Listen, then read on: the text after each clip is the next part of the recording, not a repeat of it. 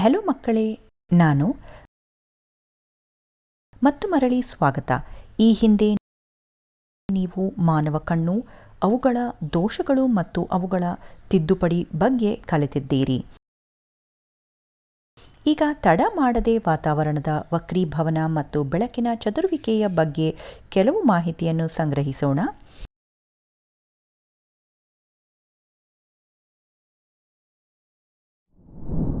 ಕಲಿಕೆಯ ಫಲಿತಾಂಶಗಳು.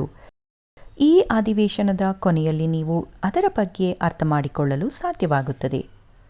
ಪ್ರಿಸಮ್ ಮೂಲಕ ಬಿಳಿ ಬೆಳಕಿನ ಪ್ರಸರಣ, ವಾತಾವರಣದ ವಕ್ರೀಭವನ, ನಕ್ಷತ್ರಗಳ ಮಿನುಗುವಿಕೆ, ಮುಂಗಡ ಸೂರ್ಯೋದಯ ಮತ್ತು ತಡವಾದ ಸೂರ್ಯಾಸ್ತ, ಬೆಳಕಿನ ಚದುರುವಿಕೆ, ಟಿಂಡಾಲ್ ಎಫೆಕ್ಟ್.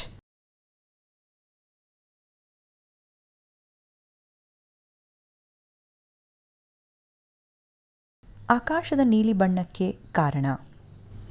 ಸೂರ್ಯೋದಯ ಮತ್ತು ಸೂರ್ಯಶಾಸ್ತ್ರದ ಸಮಯದಲ್ಲಿ ಸೂರ್ಯನ ಕೆಂಪು ಬಣ್ಣಕ್ಕೆ ಕಾರಣ. ಕೀವರ್ಡ್ಗಳು: ಆಶ್ರಯ, ಪ್ರಸರಣ, ಬಿಳಿ ಬೆಳಕನ್ನು ಬಣ್ಣಗಳಾಗಿ ಬೇರ್ಪಡಿಸುವುದು, ಮಳೆಬಿಲ್ಲು, ವಾತಾವರಣದ ವಕ್ರೀಭವನ, ನಕ್ಷತ್ರಗಳ ಮಿನುಗುವಿಕೆ, ಸ್ಕ್ಯಾಟರಿಂಗ್, ವಿವಿಧ ದಿಕ್ಕುಗಳಲ್ಲಿ ಹೋಗುವುದು, ಟಿಂಡಾಲ್ ಪರಿಣಾಮ.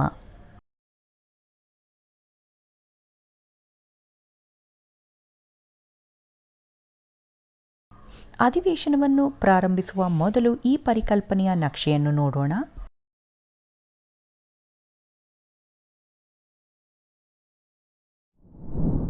ಚಟುವಟಿಕೆಯನ್ನು ಪರಿಗಣಿಸುವ ಮೊದಲು ಪ್ರಿಸಮ್ನಿಂದ ಬಿಳಿ ಬೆಳಕಿನ ಪ್ರಸರಣವನ್ನು ಅರ್ಥಮಾಡಿಕೊಳ್ಳೋಣ. ದಪ್ಪ ರಟ್ಟಿನ ಹಾಳೆಯನ್ನು ತೆಗೆದುಕೊಂಡು ಅದರ ಮಧ್ಯದಲ್ಲಿ ಸಣ್ಣ ರಂಧ್ರವನ್ನು ಮಾಡಿ, ಸಣ್ಣ ರಂಧ್ರದ ಮೇಲೆ ಸೂರ್ಯನ ಬೆಳಕು ಬೀಳಲು ಅನುಮತಿಸಿ. ಇದು ಬಿಳಿ ಬೆಳಕಿನ ಕಿರಿದಾದ ಕಿರಣವನ್ನು ನೀಡುತ್ತದೆ.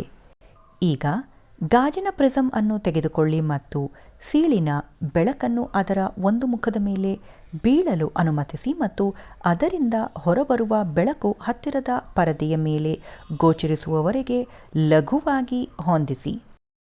ನೀವು ಬಣ್ಣಗಳ ಸುಂದರವಾದ ಬ್ಯಾಂಡ್ ಅನ್ನು ವೀಕ್ಷಿಸುತ್ತೀರಿ.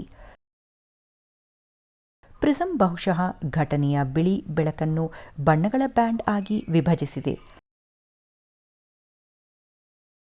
ಬೆಳಕನ್ನು ಅದರ ಘಟಕ ಬಣ್ಣಗಳಾಗಿ ವಿಭಜಿಸುವುದನ್ನು ಪ್ರಸರಣ ಎಂದು ಕರೆಯಲಾಗುತ್ತದೆ.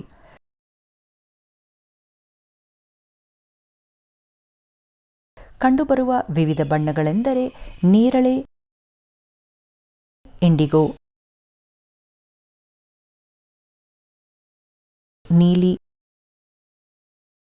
ಹಸಿರು, ಹಳದಿ, ಕಿತ್ತಳೆ ಮತ್ತು ಕೆಂಪು.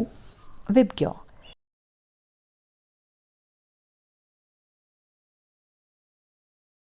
ಏಕೆಂದರೆ ಬೆಳಕಿನ ವಿವಿಧ ಬಣ್ಣಗಳು ಪ್ರಿಸಮ್ ಮೂಲಕ ಹಾದುಹೋಗುವಾಗ ಘಟನೆಯ ಕಿರಣಕ್ಕೆ ಸಂಬಂಧಿಸಿದಂತೆ ವಿವಿಧ ಕೋನಗಳ ಮೂಲಕ ಬಾಗುತ್ತದೆ. ಕೆಂಪು ದೀಪವು ಕಡಿಮೆ ಬಾಗುತ್ತದೆ, ಅದರ ನೇರಳೆ ಹೆಚ್ಚು. ಹೀಗೆ ಪ್ರತಿ ಬಣ್ಣದ ಕಿರಣಗಳು ವಿಭಿನ್ನ ಮಾರ್ಗಗಳಲ್ಲಿ ಹೊರಹೊಮ್ಮುತ್ತವೆ ಮತ್ತು ಹೀಗೆ ವಿಭಿನ್ನವಾಗಿರುತ್ತವೆ. ಐಸಾಕ್ ನ್ಯೂಟನ್ ಅವರು ಸೂರ್ಯನ ಬೆಳಕಿನ ವರ್ಣ ಪಟಲವನ್ನು ಪಡೆಯುವ ಗಾಜಿನ ಪ್ರಿಸಮ್ ಅನ್ನು ಮೊದಲು ಬಳಸಿದರು.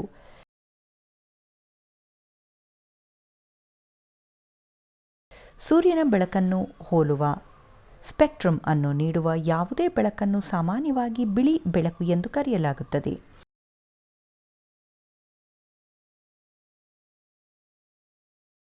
ಮಳೆಬಿಲ್ಲು ಮಳೆಯ ನಂತರ ಆಕಾಶದಲ್ಲಿ ಕಾಣಿಸಿಕೊಳ್ಳುವ ನೈಸರ್ಗಿಕ ವರ್ಣ ಪಟಲವಾಗಿದೆ. ಇದು ವಾತಾವರಣದಲ್ಲಿ ಇರುವ ಸಣ್ಣ ನೀರಿನ ಹನಿಗಳಿಂದ ಸೂರ್ಯನ ಬೆಳಕನ್ನು ಹರಡುವುದರಿಂದ ಉಂಟಾಗುತ್ತದೆ. ಮಳೆಬಿಲ್ಲು ಯಾವಾಗಲೂ ಸೂರ್ಯನ ವಿರುದ್ಧ ದಿಕ್ಕಿನಲ್ಲಿ ರೂಪುಗೊಳ್ಳುತ್ತವೆ. ನೀರಿನ ಹನಿಗಳು ಸಣ್ಣ ಪ್ರಿಸಂಗಳಂತೆ ಕಾರ್ಯನಿರ್ವಹಿಸುತ್ತವೆ. ಅವರು ಘಟನೆಯ ಸೂರ್ಯನ ಬೆಳಕನ್ನು ವಕ್ರೀಭವನಗೊಳಿಸುತ್ತಾರೆ ಮತ್ತು ಚದುರಿಸುತ್ತಾರೆ. ನಂತರ ಅದನ್ನು ಆಂತರಿಕವಾಗಿ ಪ್ರತಿಫಲಿಸುತ್ತಾರೆ ಮತ್ತು ಅಂತಿಮವಾಗಿ ಮಳೆಯ ಹನಿಯಿಂದ ಹೊರಬಂದಾಗ ಅದನ್ನು ಮತ್ತೆ ವಕ್ರೀಭವನಗೊಳಿಸುತ್ತಾರೆ. ಬೆಳಕು ಮತ್ತು ಆಂತರಿಕ ಪ್ರತಿಫಲನದ ಪ್ರಸರಣದಿಂದಾಗಿ ವಿವಿಧ ಬಣ್ಣಗಳು ವೀಕ್ಷಕರ ಕಣ್ಣನ್ನು ತಲುಪುತ್ತವೆ. ವಾತಾವರಣದ ವಿವಿಧ ಪದರಗಳಿಂದ ಬೆಳಕಿನ ವಕ್ರೀಭವನವನ್ನು ವಾಯುಮಂಡಲದ ವಕ್ರೀಭವನ ಎಂದು ಕರೆಯಲಾಗುತ್ತದೆ. ಬೆಂಕಿಯ ಮೇಲೆ ಏರಿಸುವಾಗ ಬಿಸಿ ಗಾಳಿಯ ಪ್ರಕ್ಷುಬ್ಧ ಸ್ಟ್ರೀಮ್ ಮೂಲಕ ಕಂಡುಬರುವ ವಸ್ತುಗಳ ಸ್ಪಷ್ಟವಾದ ಯಾದೃಚ್ಛಿಕ ಅಲೆಗಳು ಅಥವಾ ಮಿನುಗುವಿಕೆಯನ್ನು ಮಸುಕು ನೀವು ಗಮನಿಸಿರಬಹುದು. ವಾತಾವರಣದಲ್ಲಿ ಗಾಳಿಯ ಪದರಗಳು ವಿಭಿನ್ನ ಆಪ್ಟಿಕಲ್ ಸಾಂದ್ರತೆಯನ್ನು ಹೊಂದಿದೆ. ಇದರರ್ಥ ಗಾಳಿಯ ವಿವಿಧ ಪದರಗಳು ವಿಭಿನ್ನ ವಕ್ರೀಕಾರಕ ಸೂಚ್ಯಂಕವನ್ನು ಹೊಂದಿರುತ್ತವೆ. ಬೆಂಕಿಯ ಮೇಲಿರುವ ಗಾಳಿಯು ಮತ್ತಷ್ಟು ಮೇಲಕ್ಕೆ ಗಾಳಿಗಿಂತ ಬಿಸಿಯಾಗಿರುತ್ತದೆ. ಬಿಸಿಯಾದ ಗಾಳಿಯು ಅದರ ಮೇಲಿನ ತಂಪಾದ ಗಾಳಿಗಿಂತ ಹಗುರವಾಗಿರುತ್ತದೆ, ಕಡಿಮೆ ದಟ್ಟವಾಗಿರುತ್ತದೆ ಮತ್ತು ತಂಪಾದ ಗಾಳಿಗಿಂತ ಸ್ವಲ್ಪ ಕಡಿಮೆ ವಕ್ರೀಕಾರಕ ಸೂಚಿಯನ್ನು ಹೊಂದಿರುತ್ತದೆ. ವಕ್ರೀಭವನದ ಮಧ್ಯಮದ ಗಾಳಿ ಭೌತಿಕ ಸ್ಥಿತಿಗಳು ಸ್ಥಿರವಾಗಿರುವುದು. ಇದರಿಂದ ಬಿಸಿ ಗಾಳಿಯ ಮೂಲಕ ಕಾಣುವ ವಸ್ತುವಿನ ಸ್ಪಷ್ಟ ಸ್ಥಾನವು ಏರಿಳಿತಗೊಳ್ಳುತ್ತದೆ.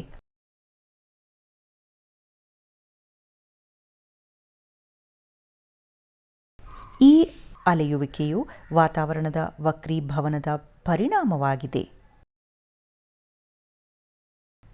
ನಕ್ಷತ್ರದ ಮಿನುಗುವಿಕೆಯು ನಕ್ಷತ್ರದ ಬೆಳಕಿನ ವಾತಾವರಣದ ವಕ್ರೀಭವನದ ಕಾರಣದಿಂದಾಗಿರುತ್ತದೆ. ನಕ್ಷತ್ರದ ಬೆಳಕು ಭೂಮಿಯ ವಾತಾವರಣವನ್ನು ಪ್ರವೇಶಿಸಿದಾಗ ಅದು ಭೂಮಿಯನ್ನು ತಲುಪುವ ಮೊದಲು ನಿರಂತರವಾಗಿ ವಕ್ರೀಭವನಕ್ಕೆ ಒಳಗಾಗುತ್ತದೆ. ವಾಯುಮಂಡಲದ ವಕ್ರೀಭವನವು ಕ್ರಮೇಣ ಬದಲಾಗುತ್ತಿರುವ ವಕ್ರೀಕಾರಕ ಸೂಚಿಯ ಮಧ್ಯಮದಲ್ಲಿ ಸಂಭವಿಸುತ್ತದೆ. ವಾತಾವರಣವು ನಕ್ಷತ್ರದ ಬೆಳಕನ್ನು ಸಾಮಾನ್ಯ ಕಡೆಗೆ ಭಾಗಿಸುವುದರಿಂದ ನಕ್ಷತ್ರ ಸ್ಪಷ್ಟ ಸ್ಥಾನವು ಅದರ ವಸ್ತುವಿಕೆ ಸ್ಥಾನಕ್ಕಿಂತ ಸ್ವಲ್ಪ ವಿಭಿನ್ನವಾಗಿರುತ್ತದೆ. ದಿಗಂತದ ಬಳಿ ನೋಡಿದಾಗ ನಕ್ಷತ್ರವು ಅದರ ನಿಜವಾದ ಸ್ಥಾನಕ್ಕಿಂತ ಸ್ವಲ್ಪ ಮೇಲಿರುತ್ತದೆ. ಇದಲ್ಲದೆ ನಕ್ಷತ್ರದ ಈ ಸ್ಪಷ್ಟವಾದ ಸ್ಥಾನವು ಸ್ಥಿರವಾಗಿಲ್ಲ, ಆದರೆ ಭೂಮಿಯ ವಾತಾವರಣದ ಭೌತಿಕ ಪರಿಸ್ಥಿತಿಗಳು ಸ್ಥಿರವಾಗಿಲ್ಲದ ಕಾರಣ ಸ್ವಲ್ಪ ಬದಲಾಗುತ್ತಲೇ ಇರುತ್ತದೆ. ನಕ್ಷತ್ರಗಳು ಅವುಗಳ ದೊಡ್ಡ ಅಂತರದಿಂದಾಗಿ ಬೆಳಕಿನ ಚಿಕ್ಕ ಬಿಂದುಗಳಾಗಿ ಕಂಡುಬರುತ್ತವೆ. ನಕ್ಷತ್ರದಿಂದ ಬರುವ ಬೆಳಕಿನ ಕಿರಣಗಳ ಮಾರ್ಗವು ಸ್ವಲ್ಪ ಮಟ್ಟಿಗೆ ಬದಲಾಗುತ್ತದೆ. ಹೋದಂತೆ ನಕ್ಷತ್ರದ ಸ್ಪಷ್ಟ ಸ್ಥಾನವು ಏರಿತಗೊಳ್ಳುತ್ತದೆ ಮತ್ತು ಕಣ್ಣು ಮಿಟುಕಿಸುವ ನಕ್ಷತ್ರದ ಬೆಳಕಿನ ಪ್ರಮಾಣವು ಏರಿಳಿತಗೊಳ್ಳುತ್ತದೆ. ನಕ್ಷತ್ರವು ಕೆಲವೊಮ್ಮೆ ಪ್ರಕಾಶಮಾನವಾಗಿ ಮತ್ತು ಕೆಲವು ಸಮಯದಲ್ಲಿ ಮಸುಕಾದಂತಾಗುತ್ತದೆ. ಮಿನುಗುವ ಪರಿಣಾಮ. ಸೂರ್ಯೋದಯಕ್ಕೆ ಸುಮಾರು 2 ನಿಮಿಷಗಳ ಮೊದಲು ಮತ್ತು ವಾತಾವರಣದ ವಕ್ರೀಭವನದ ಕಾರಣದಿಂದಾಗಿ ನಿಜವಾದ ಸೂರ್ಯಾಸ್ತದ ನಂತರ ಸುಮಾರು 2 ನಿಮಿಷಗಳ ನಂತರ ಸೂರ್ಯನು ನಮಗೆ ಗೋಚರಿಸುತ್ತಾನೆ.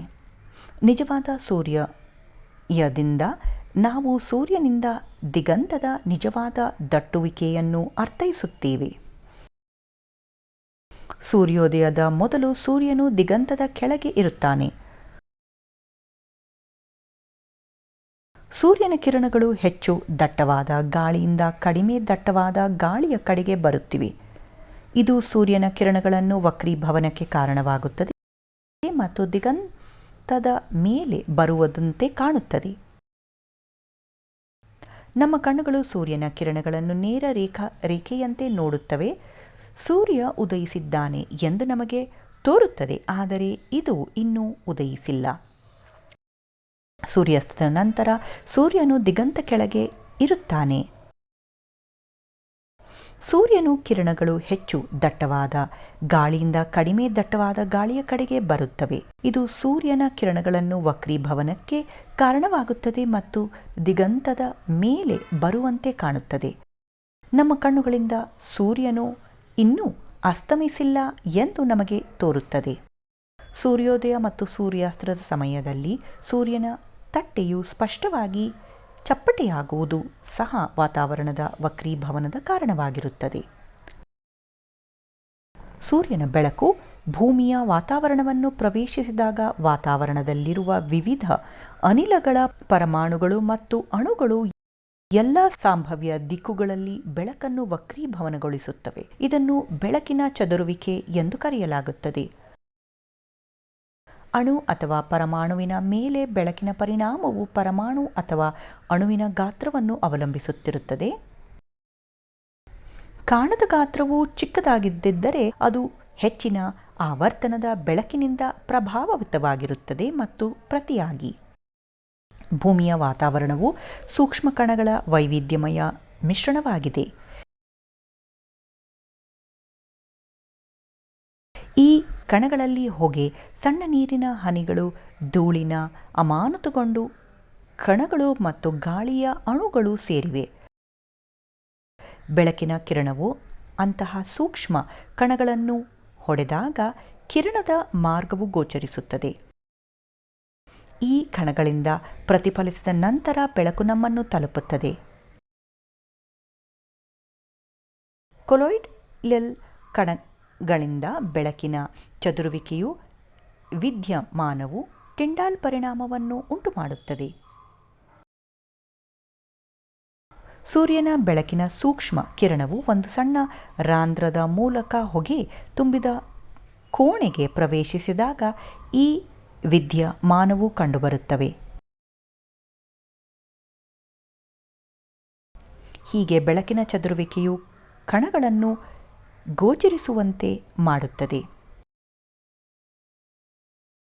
ಸೂರ್ಯನ ಬೆಳಕು ದಟ್ಟವಾದ ಕಾಡಿನ ಮೇಲಾವರಣದ ಮೂಲಕ ಹಾದುಹೋದಾಗ ಟಿಂಡಾಲ್ ಪರಿಣಾಮವನ್ನು ಸಹ ಗಮನಿಸಬಹುದು.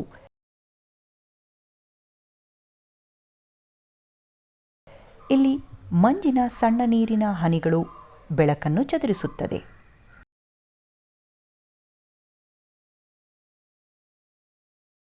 ವಾತಾವರಣದಲ್ಲಿರುವ ಗಾಳಿ ಮತ್ತು ಇತರ ಸೂಕ್ಷ್ಮ ಕಣಗಳು ಅಣುಗಳ ಗೋಚರ ಬೆಳಕಿನ ತರಂಗಾಂತರಕ್ಕಿಂತ ಚಿಕ್ಕದಾಗಿದೆ. ಕೆಂಪು ತುದಿಯಲ್ಲಿ ಉದ್ದವಾದ ತರಂಗಾಂತರಗಳ ಬೆಳಕಿಗಿಂತ ನೀಲಿ ತುದಿಯಲ್ಲಿ ಕಡಿಮೆ ತರಂಗಾಂತರಗಳ ಬೆಳಕನ್ನು ಚದುರಿಸಲು ಇವು ಹೆಚ್ಚು ಪರಿಣಾಮಕಾರಿ.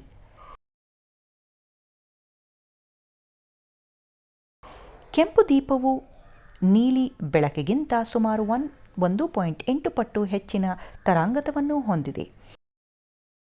ಹೀಗಾಗಿ ಸೂರ್ಯನ ಬೆಳಕು ವಾತಾವರಣದ ಮೂಲಕ ಹಾದುಹೋದಾಗ ಗಾಳಿಯಲ್ಲಿರುವ ಸೂಕ್ಷ್ಮ ಕಣಗಳು ನೀಲಿ ಬಣ್ಣವನ್ನು ಕೆಂಪು ಬಣ್ಣಕ್ಕಿಂತ ಹೆಚ್ಚು ಬಲವಾಗಿ ಹರಡುತ್ತವೆ. ಚದುರಿದ ನೀಲಿ ಬೆಳಕನ್ನು ನಮ್ಮ ಕಣ್ಣುಗಳು ಪ್ರವೇಶಿಸುತ್ತದೆ. ವಾತಾವರಣವು ವಿವಿಧ ಗಾತ್ರದ ಉಚಿತ ಅಣುಗಳು ಮತ್ತು ಪರಮಾಣುಗಳನ್ನು ಹೊಂದಿರುತ್ತದೆ. ಕೆಂಪು ಬೆಳಕಿನ ತರಂಗಾಂತರಕ್ಕೆ ಹೋಲಿಸಬಹುದಾದ ಗಾತ್ರವನ್ನು ಹೊಂದಿರುವ ಅಣುಗಳು ವಾತಾವರಣದಲ್ಲಿ ಕಡಿಮೆ. ಆದ್ದರಿಂದ ಬೆಳಕಿನ ಇತರ ಬಣ್ಣಗಳಿಗೆ ಹೋಲಿಸಿದರೆ ಕೆಂಪು ಬೆಳಕಿನ ಚದುರುವಿಕೆ ಕಡಿಮೆ. ಸೂರ್ಯನ ಬೆಳಕು ನಮ್ಮ ಕಣ್ಣನ್ನು ತಲುಪುವ ಸೂರ್ಯೋದಯ ಮತ್ತು ಸೂರ್ಯಾಸ್ತದ ಸಮಯದಲ್ಲಿ ವಾತಾವರಣದಲ್ಲಿ ಹೆಚ್ಚು ದೂರ ಕ್ರಮಿಸಬೇಕಾಗುತ್ತದೆ. ಬೆಳಿಗ್ಗೆ ಮತ್ತು ಸಂಜೆಯ ಸಮಯದಲ್ಲಿ ಸೂರ್ಯೋದಯ ಮತ್ತು ಸೂರ್ಯಾಸ್ತದ ಸಮಯದಲ್ಲಿ ಕೆಂಪು ಬೆಳಕನ್ನು ಹೊರತುಪಡಿಸಿ ಎಲ್ಲ ಬಣ್ಣಗಳು ಹೆಚ್ಚು ಚದುರುವಿಕೆ ಹೊಂದಿರುತ್ತವೆ ಮತ್ತು ಅವುಗಳು ನಿಮ್ಮನ್ನು ತಲುಪುವ ಮೊದಲು ಮಾಯವಾಗುತ್ತವೆ. ಕೆಂಪು ಬೆಳಕಿನ ಚದುರುವಿಕೆಯು ತುಂಬ ಚಿಕ್ಕದಾಗಿರುವುದರಿಂದ ಅದು ನಿಮ್ಮನ್ನು ತಲುಪುತ್ತದೆ. ಪರಿಣಾಮವಾಗಿ ಸೂರ್ಯೋದಯ ಮತ್ತು ಸೂರ್ಯಾಸ್ತದ ಸಮಯದಲ್ಲಿ ಸೂರ್ಯನು ಕೆಂಪಾಗಿ ಕಾಣಿಸಿಕೊಳ್ಳುತ್ತಾನೆ. ನೆನಪಿಡಬೇಕಾದ ಅಂಶಗಳು: 1. ಬೆಳಕನ್ನು ಅದರ ಘಟಕ ಬಣ್ಣಗಳಾಗಿ ವಿಭಜಿಸುವುದನ್ನು ಪ್ರಸರಣ ಎಂದು ಕರೆಯಲಾಗುತ್ತದೆ. ವಾತಾವರಣದ ವಿವಿಧ ಪದರಗಳಿಂದಾಗಿ ಬೆಳಕಿನ ವಕ್ರೀಭವನವನ್ನು ವಾಯುಮಂಡಲದ ವಕ್ರೀಭವನ ಎಂದು ಕರೆಯಲಾಗುತ್ತದೆ. ನಕ್ಷತ್ರದ ಮಿನುಗುವಿಕೆಯು ನಕ್ಷತ್ರಗಳ ಬೆಳಕಿನ ವಾತಾವರಣದ ವಕ್ರೀಭವನದ ಕಾರಣದಿಂದಾಗಿರುತ್ತದೆ. ಸೂರ್ಯನ ಬೆಳಕು ಭೂಮಿಯ ವಾತಾವರಣಕ್ಕೆ ಪ್ರವೇಶಿಸಿದಾಗ ವಾತಾವರಣದಲ್ಲಿರುವ ವಿವಿಧ ಅನಿಲಗಳು, ಪರಮಾಣುಗಳು ಮತ್ತು ಅಣುಗಳು ಎಲ್ಲ ಸಂಭಾವ್ಯ ದಿಕ್ಕುಗಳಲ್ಲಿ ಬೆಳಕನ್ನು ವಕ್ರೀಭವಿಸಗೊಳ್ಳುತ್ತದೆ. ಇದನ್ನು ಬೆಳಕಿನ ಚದುರುವಿಕೆ ಎಂದು ಕರೆಯಲಾಗುತ್ತದೆ. ಕೊಲೊಯ್ಡ್ ಕಣ್ಣುಗಳಿಂದ ಬೆಳಕಿನ ಚದುರುವಿಕೆಯ ವಿದ್ಯಮಾನವನ್ನು ಟಿಂಡಾಲ್ ಪರಿಣಾಮ ಎಂದು ಕರೆಯಲಾಗುತ್ತದೆ. ಬೆಳಕಿನ ಚದುರುವಿಕೆಯು ಸೂರ್ಯೋದಯ ಮತ್ತು ಸೂರ್ಯಾಸ್ತದ ಸಮಯದಲ್ಲಿ ಆಕಾಶದ ನೀಲಿ ಬಣ್ಣ ಮತ್ತು ಸೂರ್ಯನ ಕೆಂಪು ಬಣ್ಣವು ಉಂಟುಮಾಡುತ್ತದೆ.